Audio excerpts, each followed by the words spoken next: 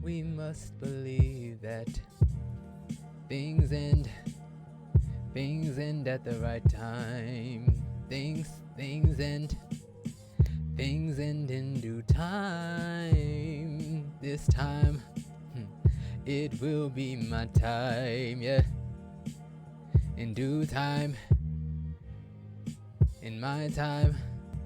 I'm so glad that it's my time.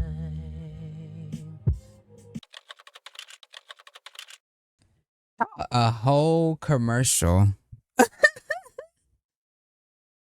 That sucks. Okay, you know what? Here, fine, fine, fine. We're here. We're actually here. The music is there. The ambiance is there. The ambiance is there. The me is here.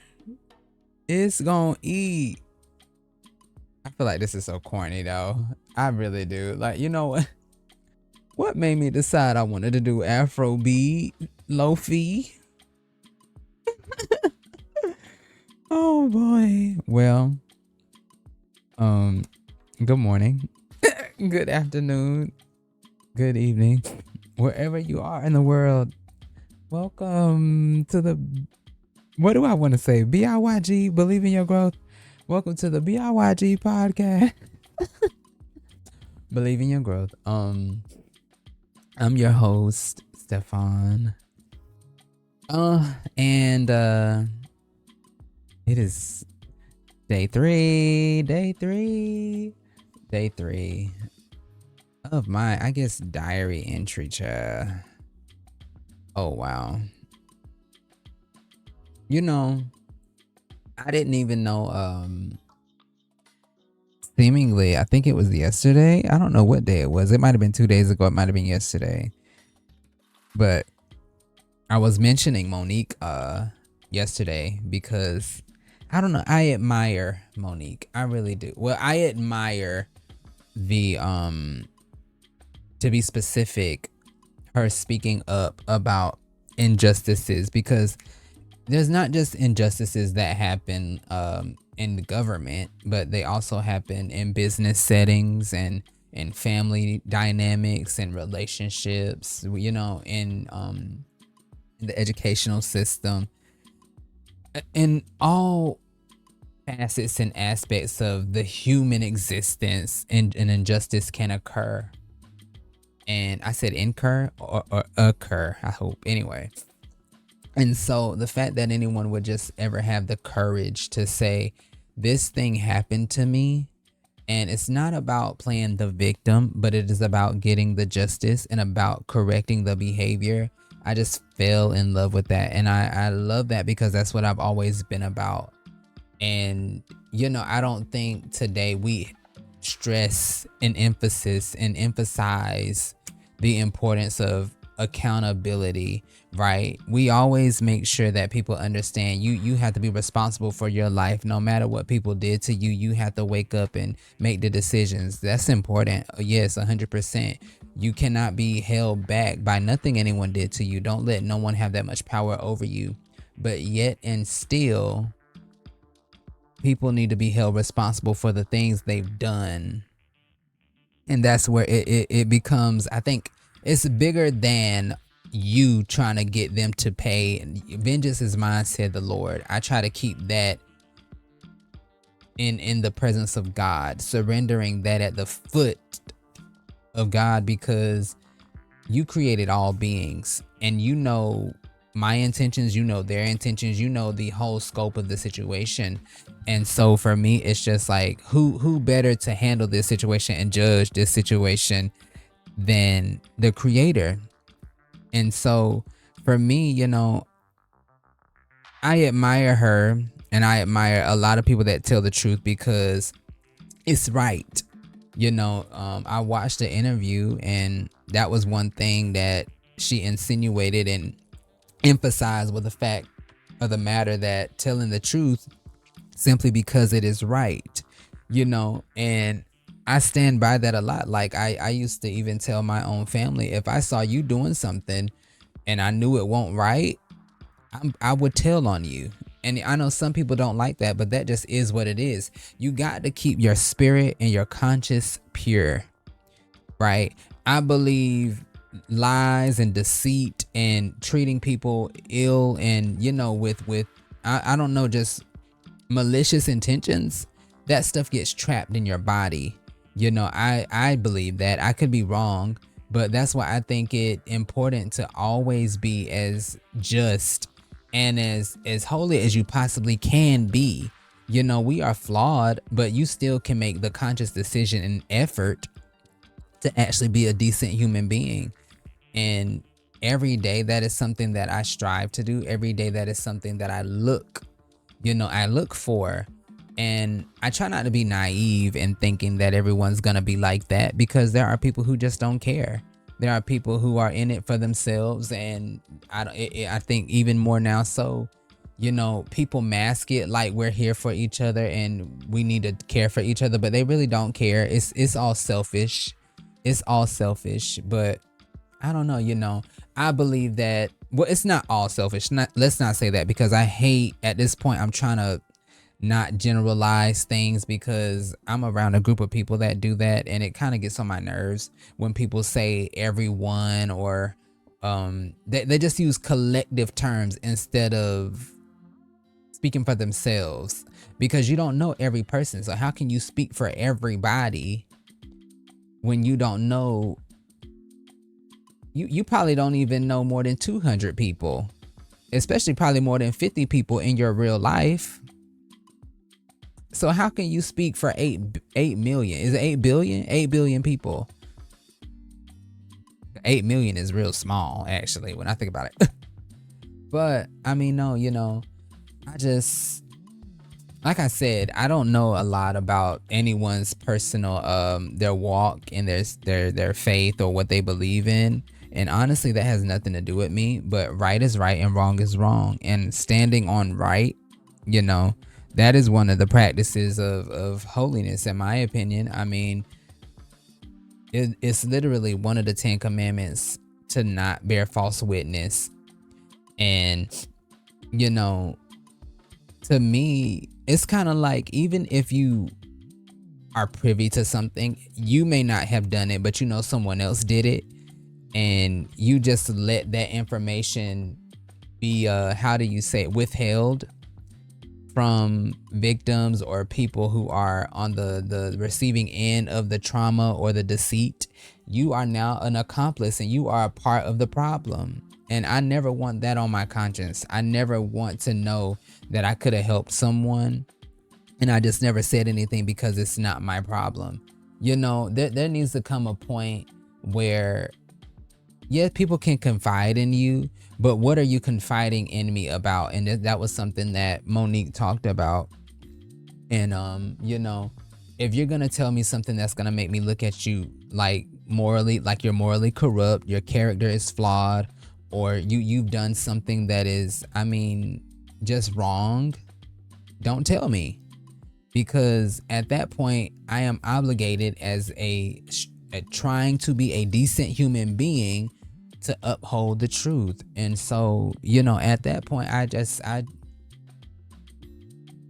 can see not having a lot of friends. And I'm not saying that Monique doesn't, but I can see that because people don't want to be held accountable to that degree.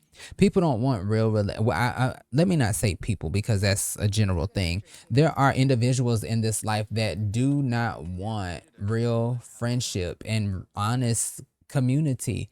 And to me, like I was saying, I don't know if I said this yesterday, but I do think that there should be a general basis of friendship and love. Like, I hate that everyone has this different definition of what love and friendship is and any other word of the sort.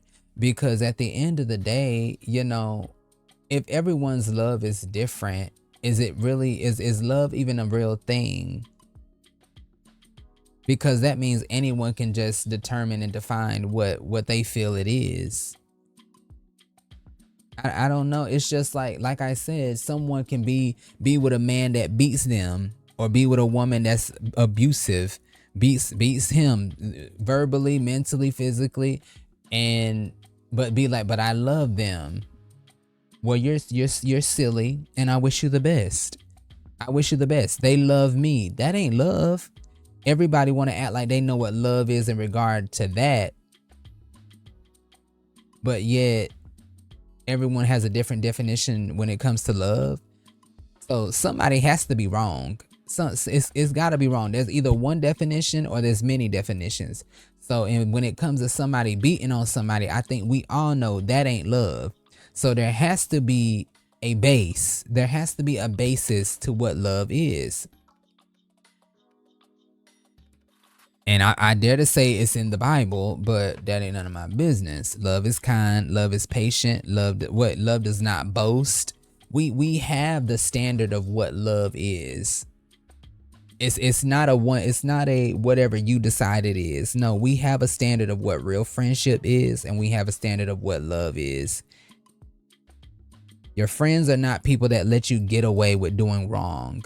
That is at least my understanding. Your friends will be there for you through thick and thin to correct you, chastise you, actually take care of you, cover you. Because you can cover somebody while chastising them, while making sure that they live just as a pure life as you are attempting to, because it's good for their soul. We should be here catering and caring for each other's souls, not just our flesh, not just what makes us feel good in the moment. We should be looking far beyond that. I feel like these beats are repeating. I feel like it's the same thing over and over again. I need something else. Let me see what's going on. Hold on. It's I need something else for the moment. Okay.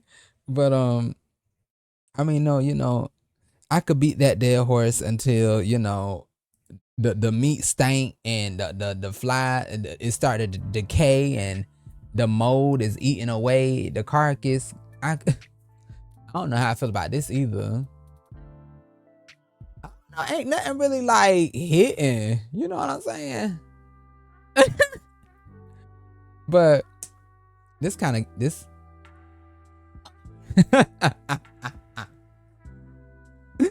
it's not it, but we gonna keep clicking and we gonna keep talking till I find something I like. But I mean, no.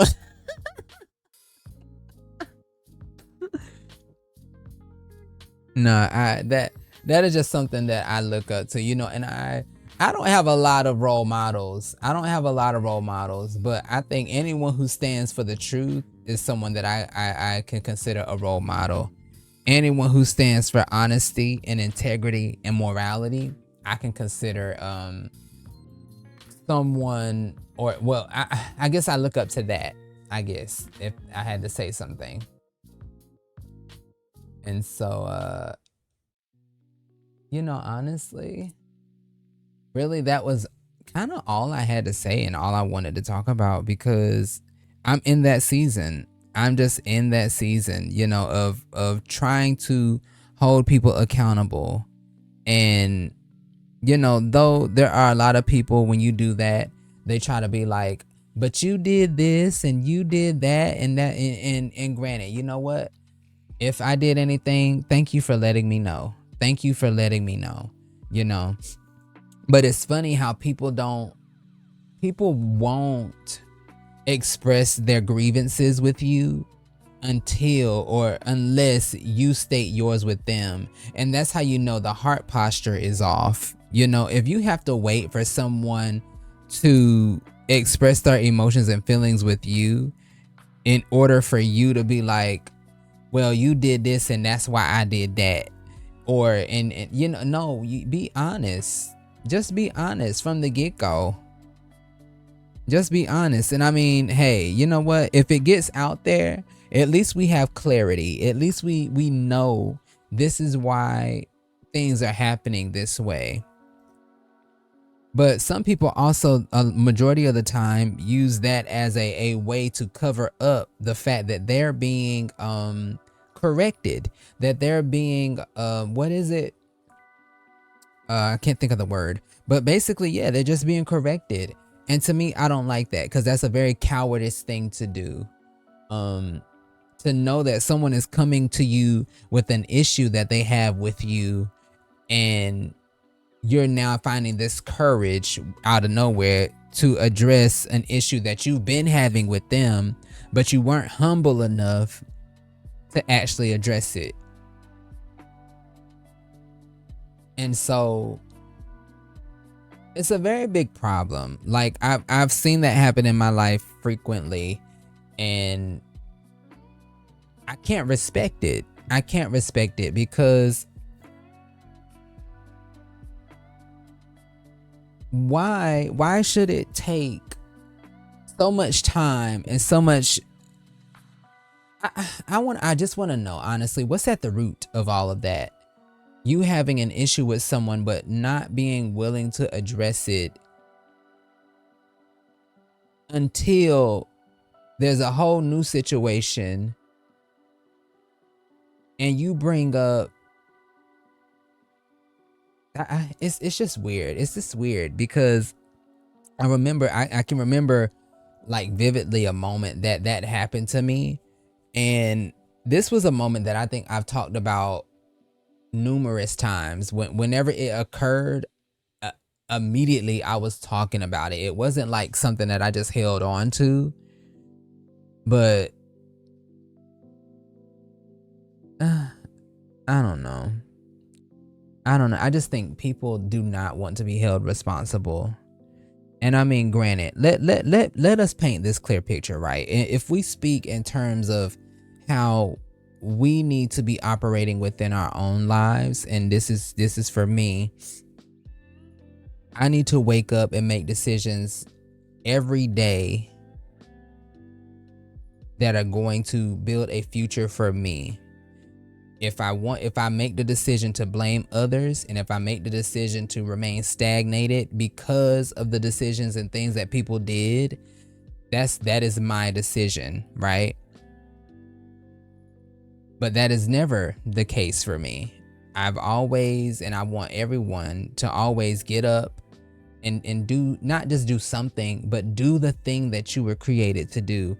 Do it regardless what was said about you, what is thought about you. Do it regardless, right? But even still, like, that doesn't stop the fact of what people tried to do against you, what people have said, what people are saying, and what people are doing. And that was a conversation that I tried to have with someone I consider a friend, like maybe like last week or whatever.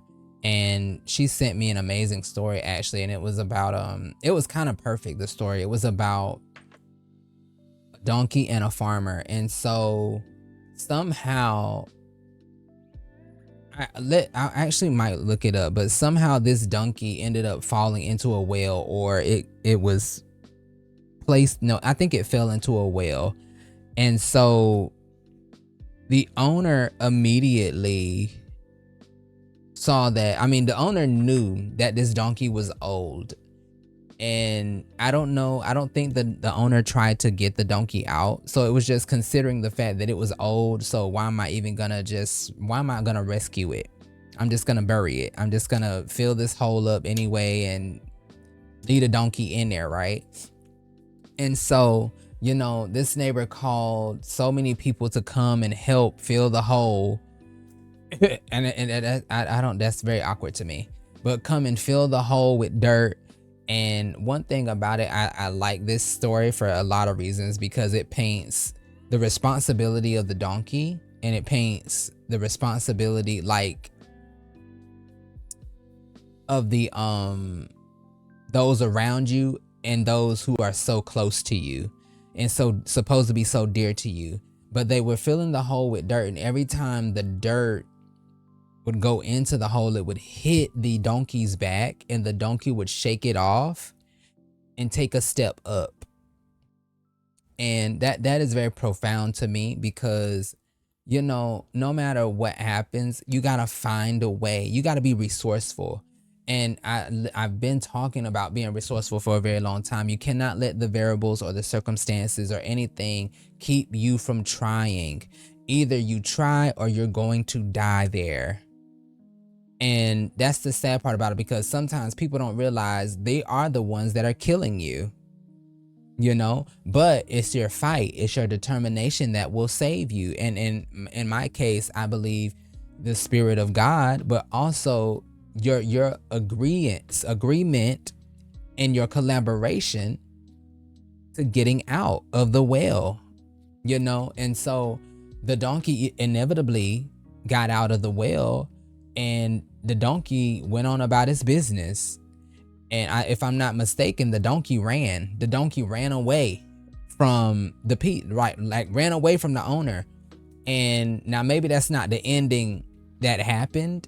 I would have to go back and read it, but the donkey got out, and if I'm not mistaken, I believe the donkey ran away from the owner, which I agree with 100%. Like I was mentioning the other day with Joseph, Joseph going back to the people that tried to kill him, it wouldn't have made sense. It would not have made sense, because they showed their hand. They showed they have no concern for your life. So go with God. Go with the one who cares about you, and let him bring good people into your life, or let him turn the situation around. And that right there, that story for me, I don't think a lot of people understand that it's not what people did, it's what people are doing. The past doesn't matter, the present does. And this is another reason why I live for Nicki Minaj and Monique and what Cat Williams, and then I think even, I wouldn't say Isaac, I don't know this man's name, but it was one of the men that had been on a lot of Tyler Perry plays, and he came out about how, but we know this, and hold on, how there are backdoor deals, literally trying to get in a back door for screen time and jobs and opportunities. And he was just like, no, I'm not selling my hoe for for a job. And so as a lot of this stuff comes out, it kind of like just revealed to me how God was protecting me from that, because I went through some things, and I don't know what could have happened, but I'm just kind of glad that I didn't get where I wanted to get too soon. I'm glad about it, because you never know what could have happened, and you still don't know what can happen. But now that I have a better relationship with God, I'm just kind of like, I can trust you with that, and I know I can make better decisions, that even if something does come up, I know it was not because of me. It was because that's just how some people work, the wickedness that is in the hearts of men. But I did not set myself up to be in that predicament. But no, I admire them, because their willingness to talk about what is happening today, not what happened back then. But even then, the funny thing about it is justice. It doesn't matter how much time passes. Until you get justice, you need to fight adamantly for that thing, about that thing, right? Because the more people that get away, they're going to be able to keep doing it. And that's why it's important. There are certain things, when someone says, I'm sorry, or someone repents and change their behavior, that is when you let that thing go. Right? Don't let that thing drive your life and cause you to stress and be filled with bitterness. I don't think people understand. Knowing how to articulate and communicate and talk about situations and detrimental things is not a symptom of bitterness. Someone being bitter is not knowing how to move on when someone apologized. Period. When someone has made amends, that's being bitter. But people are worthy of justice. People are worthy of honesty. We as human beings are worthy of having good interactions and encounters and pure, relationships. And so for me, like that right there, the donkey got away, saved its life. Thought, how do I preserve myself? Because I don't want to die here. I fell into a situation that maybe it's my fault. Maybe it was just an accident. Maybe life just happened. But I fell into a situation, and y'all are just gonna bury me alive? Not even attempt. The farmer, the man, the owner did not even try to attempt to save something that was supposedly valuable. And so instead of trying to save it, you go and get other people involved in your incompetence, in your lack, in your inability to fight for something that has value. And that's why I relate to this. That's why I relate to it, because you people got to be able to think. You got to be able to critically think. Granted, yes, the donkey had to take responsibility in saving its own life. But then what is the other moral to the story? Get away from people who don't care about you, and also realize, who are these people? Everything that they may be doing against you, use that as a stepping stone. Be resourceful, baby. Stay resourceful. Stay knowing how to use every little thing in your life to elevate yourself. You know, if God give it to you, you needed it for a reason. Every shovel, every little, I don't know how you would say it, but every pile of dirt that was thrown in that hole, that donkey needed. That donkey needed that. That was the only way it was gonna get out. Because if no one else thought, let's get a rope and see if the donkey would bite on to it. Let's try to make a little a lasso and tie it around a donkey and pull it up. You know, if people around you are not creative enough and are not solution oriented, and they don't have your best interest, go to God, because God do. But even see, some people won't realize even the bad things that they do will work out for your good. That I believe. Even the bad things that the stuff that seemingly is working against you, if you yet keep your eyes open, you will see how God provides a way. All the time, every time. And honestly, this is a diary for me, right? If anyone else benefits from it, amen. You know, good job, right? But this is something for me, you know. But it's crazy, because that right there, those are moments that we need people to understand. It's not about holding on to the past. It's about justice. It's about vindication. It's about, you know, not letting people go away and do it to someone, and possibly committing that same act on someone else. That's what it's about. That's what it should always be about. That's why you should always be telling the truth. You should always, and I don't care who it is. I don't care how much you trust in me, you confide in me. If it's something that affects someone else and it is of detriment to you, me, or anyone else. And one thing I like that Monique said, but I've lived by this for a very long time. I've been preaching this for a very long time. The fact of the matter is, because how you treat someone else is how you will treat me. And if you could do something like that to somebody else, you will do it to me. So I can't support that. I can't be your friend, like Monique said, until you make it right. But this is not something that I'm just piggybacking off of. I've been saying this, and that's why I genuinely admire this, because this is something that I have been talking about forever. Like, If people can do things to other people, they will do it to you. I don't care how nice they are to you, how special they make you feel. If they could sit up here and lie to somebody else, they will lie to you. If they can sit up here and whisper and gossip behind your back but still be in your face, they will do the same thing to you. I mean, you know what I mean. Gossip about somebody else but be in their face the very next moment. And I'm not talking about they fell out and they took a break from each other and they talking about each other. That's still bad. But I'd rather we not be, or you not be in my face. Don't be in my face.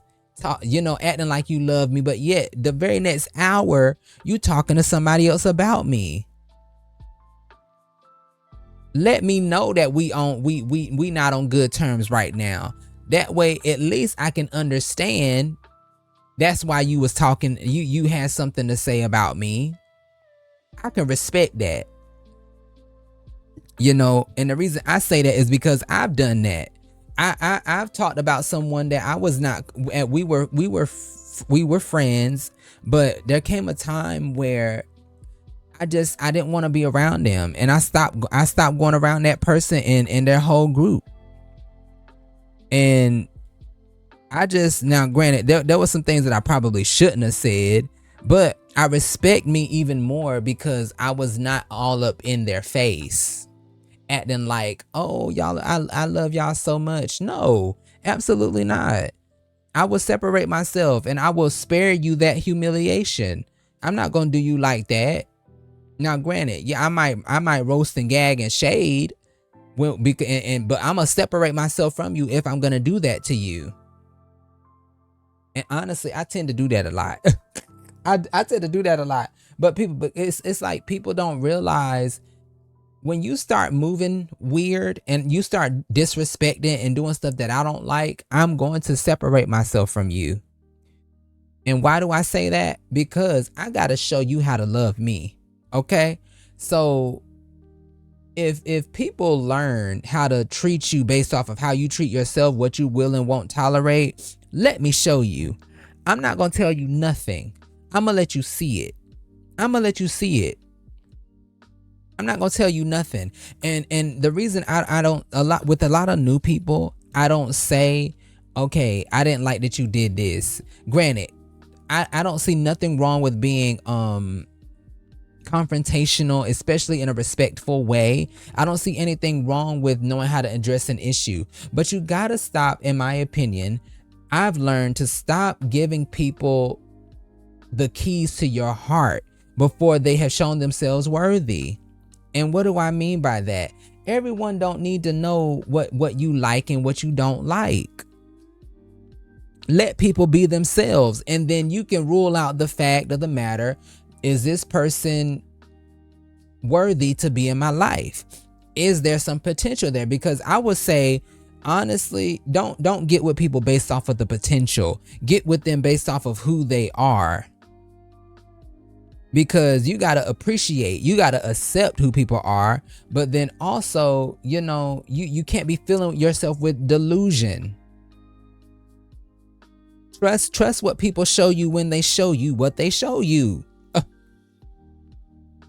And so, that's why, like, going back to it, if you can sit here and be rude to waitresses or, people who work in fast food or cash registers, or, just rude to any person. You can talk about anybody, but then be in their face the next minute. You can act like you love somebody, but you don't. You can say you miss somebody, but you don't contact them. You don't send them a message.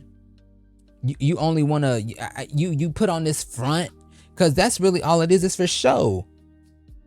I don't know. I watch stuff. I like to watch the small things, the things that I don't think people really care about anymore. But it's the small things that build the bigger picture, that really paint a person's character for me. Like, I just don't think you can get around that stuff. It's the little things that matter. People like looking at these big things and these materialistic things, but if your spirit is off, I don't want no parts with it. Especially now that I'm getting older And now that I'm getting more defined and understanding what I like and what I want to be and who the kind of people I want to be around, that's definitely not, that's a no-no for me. I will definitely be evaluating your spirit. I does that, and I do it quite effectively. Trust me. And I know a lot of people like to say, oh, I know how to read the room, and people talk themselves up a lot, but I don't know. I really do want to put myself around good people, people that want to be good, people that want to do good. And in order for that to happen, first and foremost, I have to make sure that I am setting a standard. I have to make sure that I am putting out what I want back. Even if it doesn't come back, I have to still make sure that I am actively participating in the vision in which I have for my life. If I'm sitting here saying, God, send good people, send nice people, send faithful people, send honest people, and I'm none of those things, I don't know, that's kind of weird. That's not saying God won't send them, but it's weird that you're asking for something that you won't be able to maintain. Because how do you think an honest person gonna feel being around you when you lie all the time? And you always gossiping about people. But then you want to say, I mean, it's normal that friends talk about each other behind their backs. No, it's not. No, it's not. It's not. The only reason you should be talking about your friend behind their back is if you're telling someone about their accomplishments and you're uplifting them. Or let's say, like I said, this is the only exclusion. You're going to someone for advice. That's it. That is it. There should be not a regular occurrence where you're talking about they always do this or they always do that or such and such got this going on, and like you doing too much. Get your advice, get your wise counsel, and skedaddle. Move on. The schedule an appointment to talk to your friend and stop talking to everybody else. And I can't give a number or quantify how many times you should be going to people for counsel, but at some point, girl, you doing too much. You gossiping at that point. If you going you getting information and you asking for all this advice, or I don't know, and you not trying to apply it, something off. But I don't know. I don't want to be that kind of person that believes gossiping about my friends is normal, because it's not. It's not something that we should just allow to become a regular part of our lives, to where you can point out negative assets about your friend, but then you can still love that person. Don't get me wrong. We all have something about us that is not yet perfected. But at the end of the day, I don't know. Do you decide to drag that person through the mud? And especially if it's a person that you call a friend, that is if you're talking about a stranger, it is a completely different story, in my opinion. Now, granted, you still shouldn't do it. You should honestly, we should stay away from gossip as much as possible. But with someone that you call a friend, that just doesn't make sense to me. It doesn't make sense to me. Because to me, that show you'll talk about anybody. There is no end with you. There is no standard with you. You'll disrespect anyone. You'll gossip about anything. But I don't know, standing on what's right, it's not very popular. I don't know. It does warm my heart to know that you can be honest and still be well, first let me say this. You can be honest and I guess have integrity and be famous or be in a high position of stature and importance, you know? And you can also be honest and be loved. Like there are people who admire that, who want to surround themselves with people who are going to tell the truth regardless of how it makes them look. You know, I think people are too worried about it. Like I was talking to someone about not understanding why people don't speak up when trauma or abuse certain types of abuse or any situation happens to them. Because when I look throughout my life, I thank God that I never was silent about a lot of the stuff I went through, with the guy threatening to shoot me, with someone, people touching me inappropriately on my genitals and stuff like that, my behind, and well, I've never been touching my front, but I've always told people about that, and I would never understand how demonically oppressed people are, that they convince themselves to not say anything. I'm sorry, but that's of the devil. That is of the devil. You letting the devil run game on you. That's crazy. That's crazy. You literally let somebody assault you in whatever way. And the guardsmen that God has appointed in your life to protect you, you're not gonna make aware of this. And some, if your parent don't listen, go to a teacher. If a teacher don't listen, go to a guidance counselor. If the guidance counselor don't listen, go to a grandparent. If a grandparent don't listen, I mean, go to some. My point is, go to somebody. Tell everybody until you find somebody that will listen, especially if this stuff happened to you. And I'm kind of sad that we're in a moment where you can't trust everybody's story. It should never be like that. We should be in a time where if anyone came out with a story like that, it would be, why would they lie about that? But we are in a time where people actually do be lying for kiki and giggles. Like, people be trying to put people behind bars because of their wickedness. That's simply how all it is. But this ain't nothing new. That's been happening. It's been happening. People been lying and getting people killed. But that's why it's wicked to me. Like, how evil could you be to want to do something like that? And that's the bad thing about it, you know.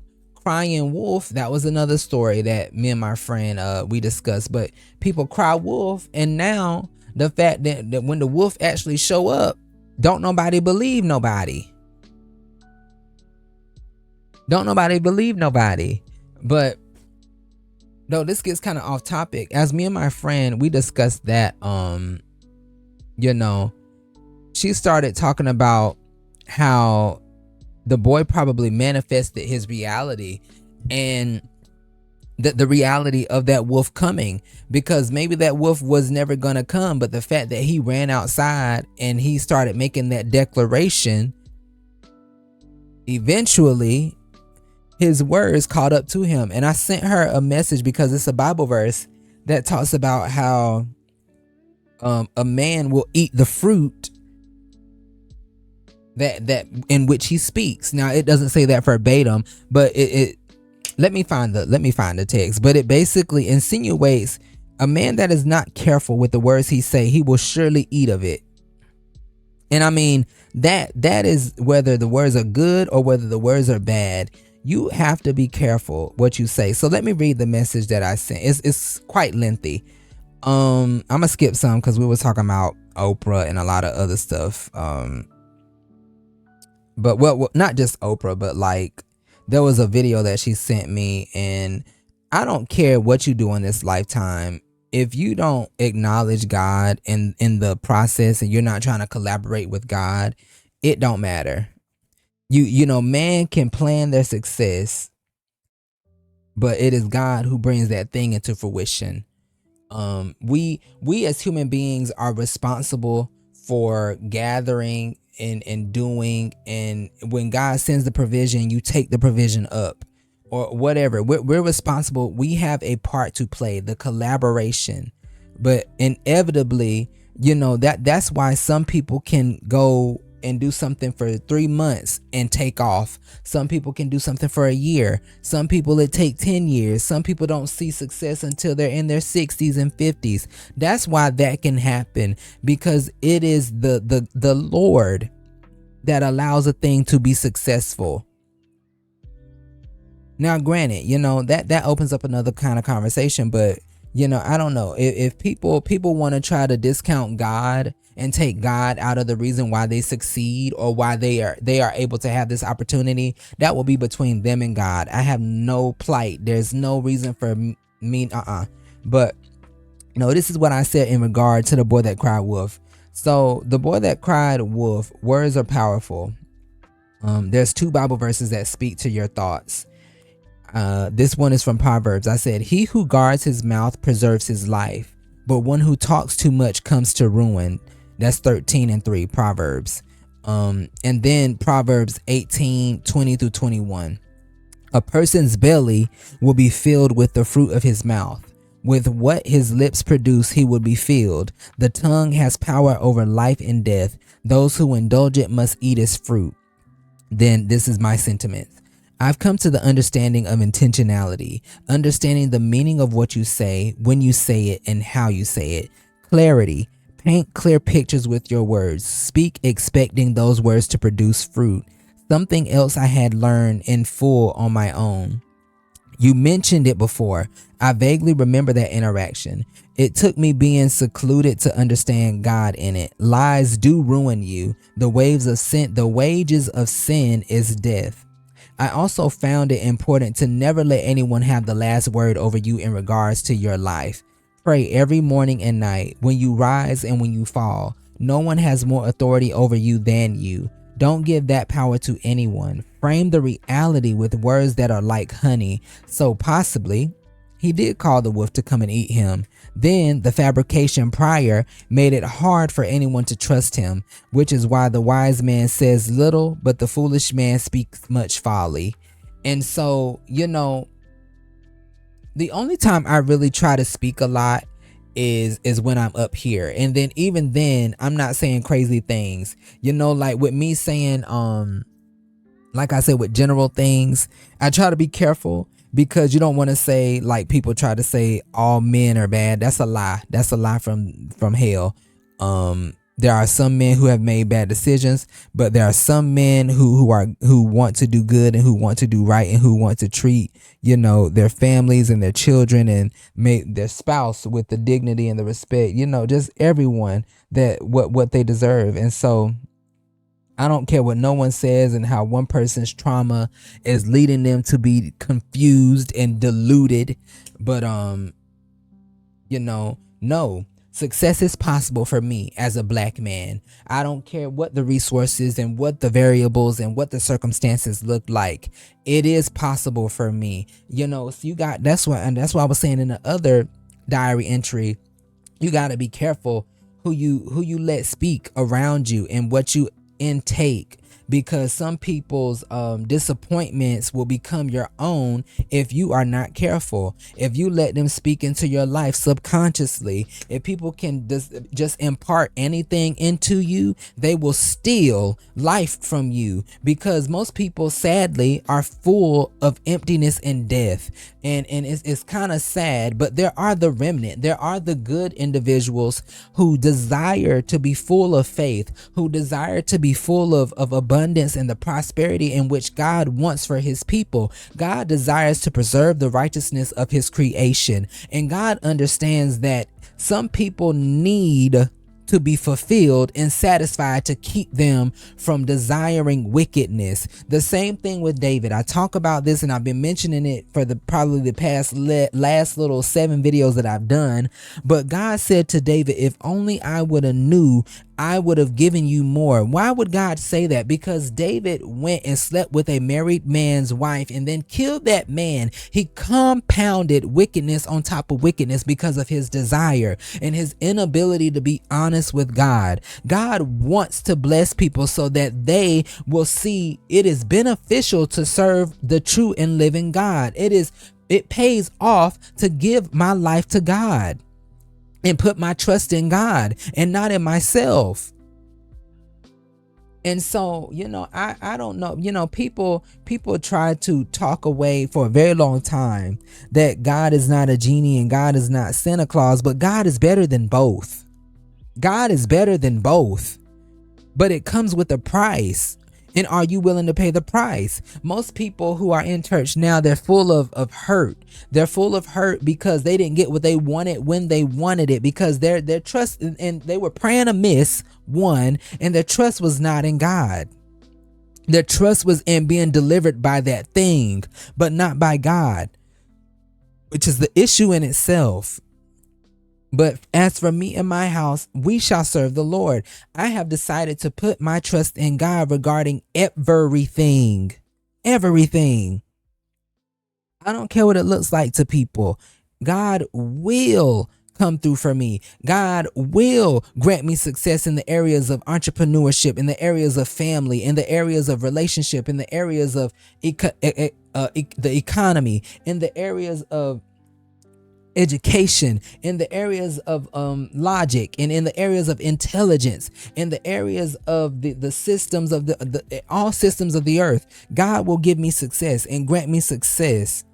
Why? Because he is my provider. And one thing that I've come into the understanding of, God, give me just enough, Lord, so that I can live a good life, but also so that I can understand I need you to continually provide for me every day, so I can come to you, so that there is a need to pray, so that I don't ever get stuck on myself thinking that I am my own Lord. I need that. I need that. And so, I don't forgot what the initial point was and why me bringing this up, but at the end of the day, don't be, you gotta be careful with who you surround yourself with and how you listen to their stories and the direction they take, because they don't have any faith in them. They don't have any drive. They don't have real courage. Because some people, they just give up. They just give up. They didn't want what was in their heart to begin with. People get too caught up in their humanism. When my grandmother said to me, it is a 1 in a million chance, because I was saying to her that I want to be a singer. And we were watching, I don't know who we was watching, but it was, I think it was a TV show.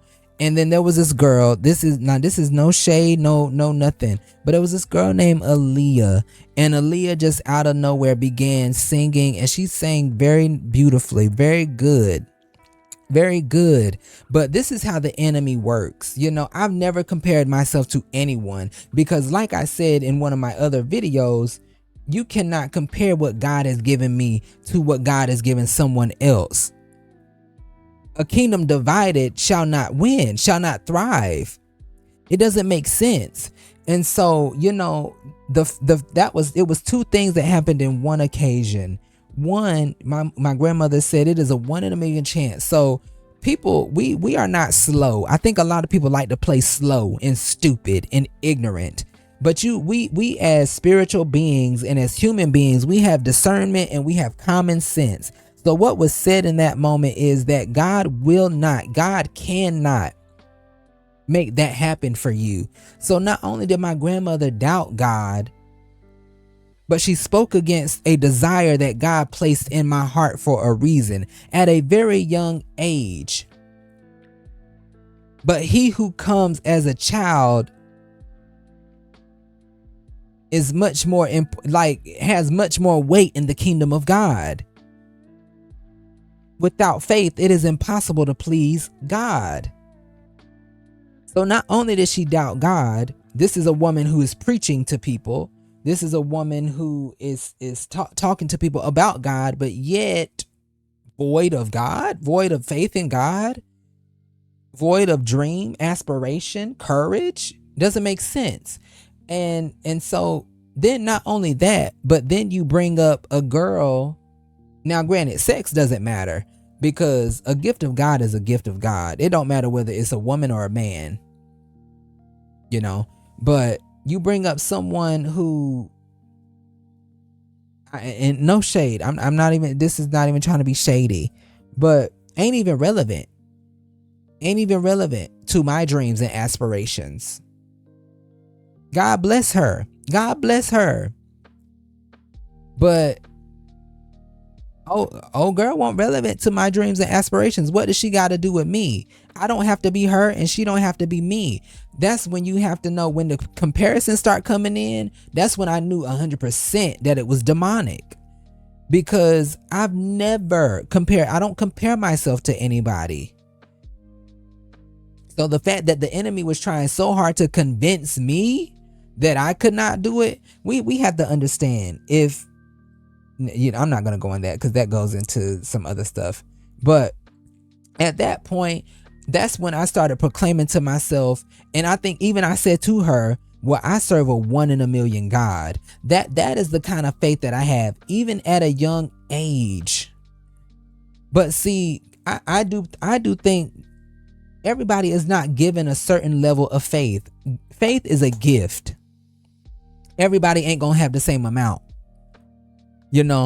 but I think God gave me a little bit too much, because there's nobody who can talk me down from what I have, what I know in my spirit. It's weird because it's like I haven't seen it, but I know it.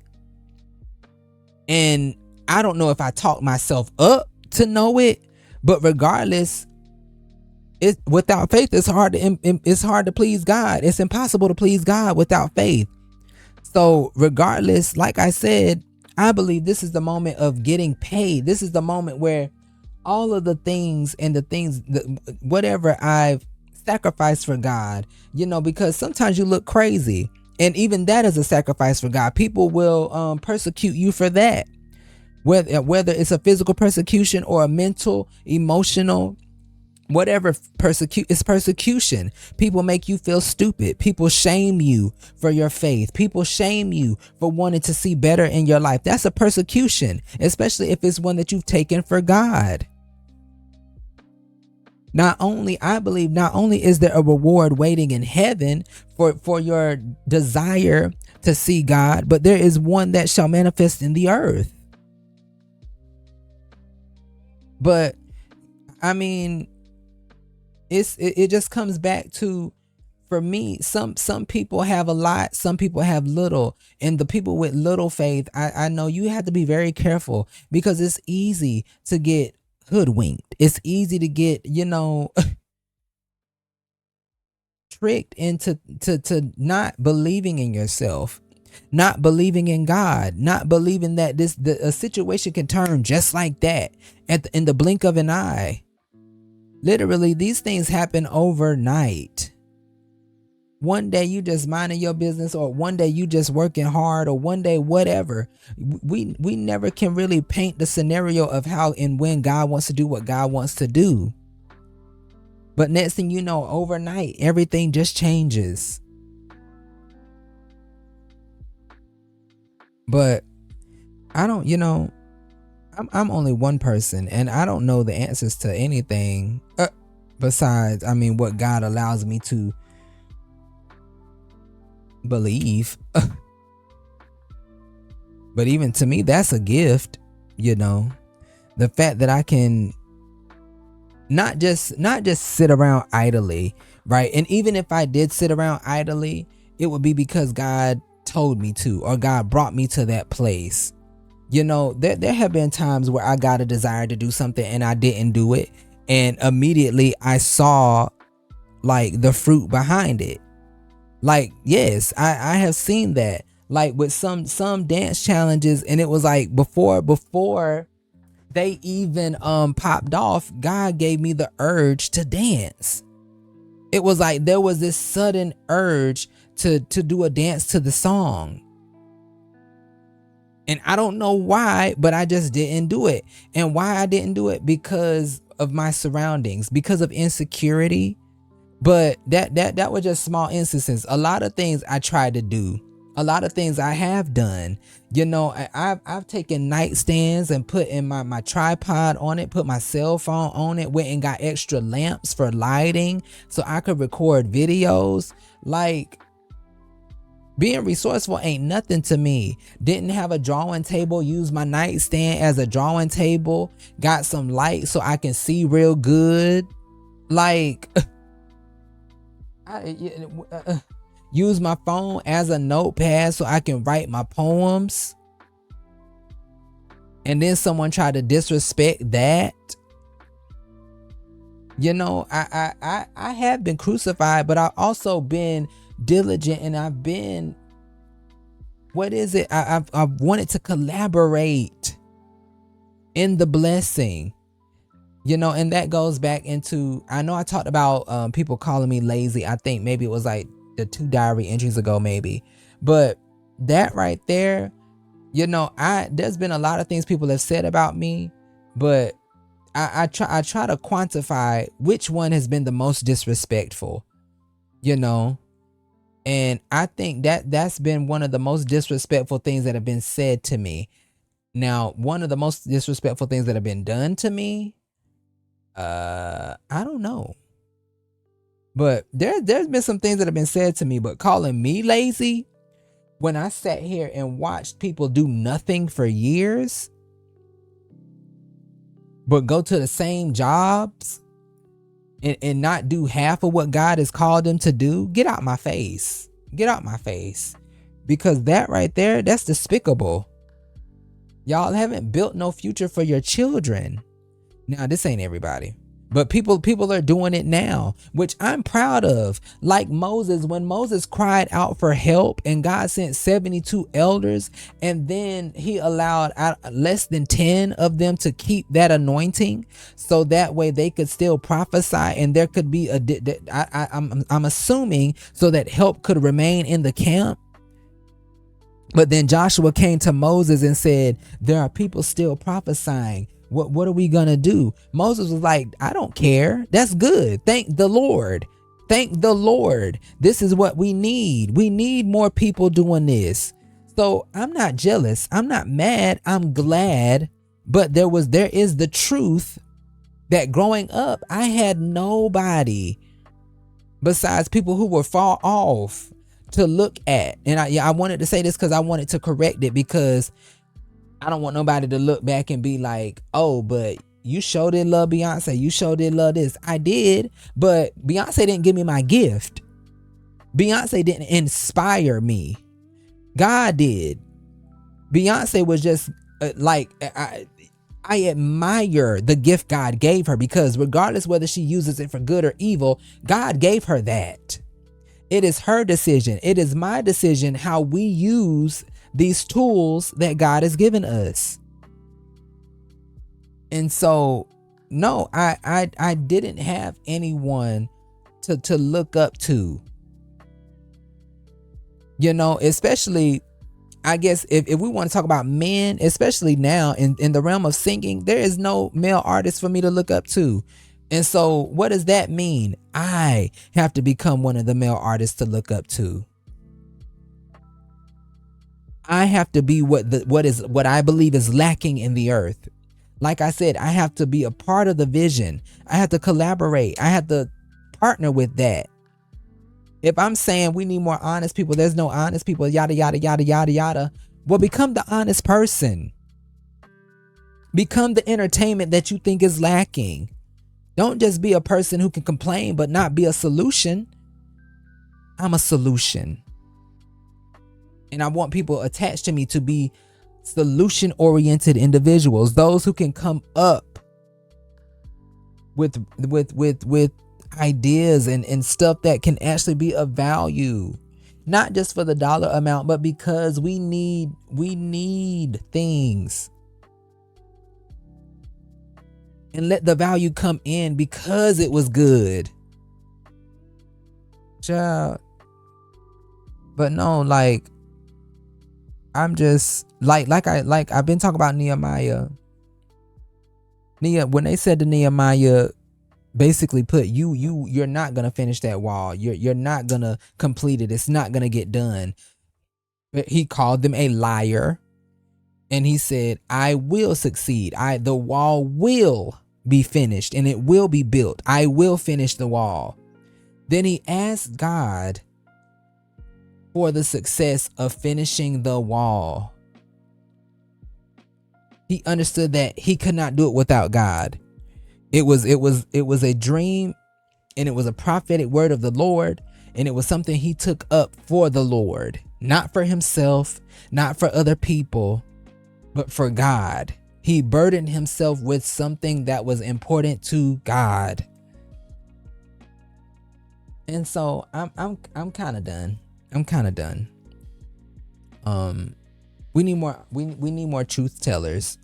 And when you tell the truth, the whole point is not to shame anyone. It is so that we can grow. You know, like Monique said, her husband said this: we don't call people out, we call them up. You know, and prayer really does change things. And the enemy want me to be so bitter, but I'm not. I see the change that's going on. I see God doing things, and my time is inevitable. Me coming into what God has for me is inevitable. It just is what it is.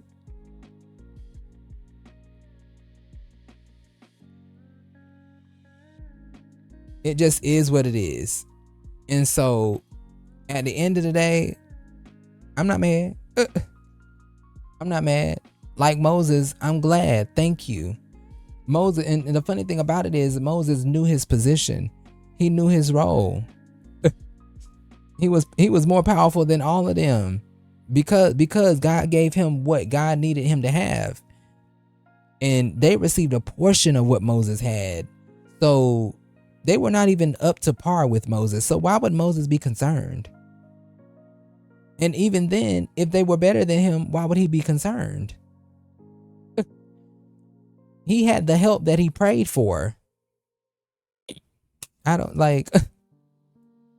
The problem is, y'all, a lot of people don't want nobody to be better than y'all. Y'all don't want nobody in the same arenas and fields as y'all. If it's not y'all don't want to help nobody. But y'all want everybody to help y'all. You know, I'll say this. It'll be the last thing I say.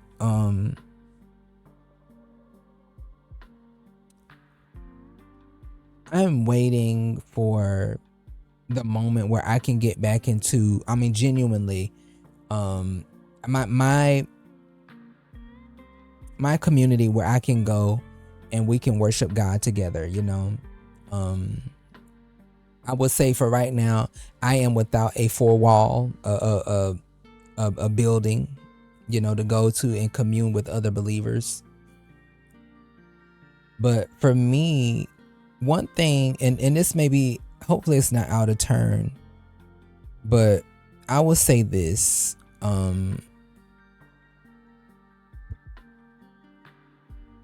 as a leader or as of any organization, you know, you should not be treating people in regards to what you can get from them, like treating people good or only concerned with people because they can do something for you. Especially in the church, you have a different obligation. You're catering to the souls of these people, right? You're leaving as a shepherd of the Lord. You leave the 99 and go after the one. And if you I don't know, but that's something that I don't like in any kind of person. You only dealing with me because of something that you can get from me.